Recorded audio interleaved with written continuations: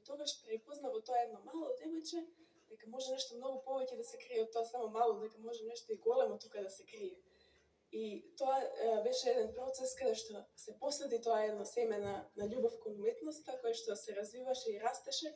За сега денес тоа да изферментира во еден ликовен израз кој што го представувам на оваа изложба, меѓутоа и не само на оваа изложба. Јас сето она што го имам акумулирано во овие години, денес го пренесувам на моите најдраги студенти. Асистентка е на факултетот за арт и дизајн. Изложбата е малечка показна вежба по сликарство.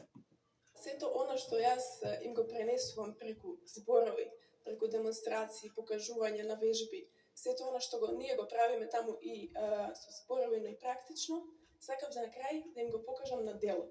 Дека не тоа што јас им го зборувам и им го покажувам таму е само едни пусти зборови и пусто покажување, туку е живот кој што јас всушност го живеам.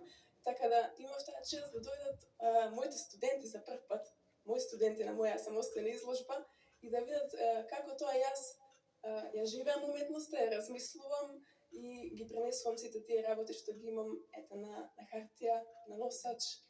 Што се разлева из оваа изложба?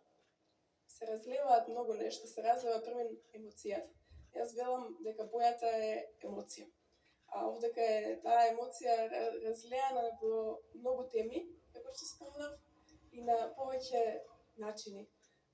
Има таа динамика што има всушност денешното време, бидејќи живееме во такво време каде што сето она што ни се случува се разлева во нас, брзо се менуваат нештата, брзо се менуваат ситуациите. И уметноста секогаш сметам дека треба да биде отсликување на времето во кое што живееме.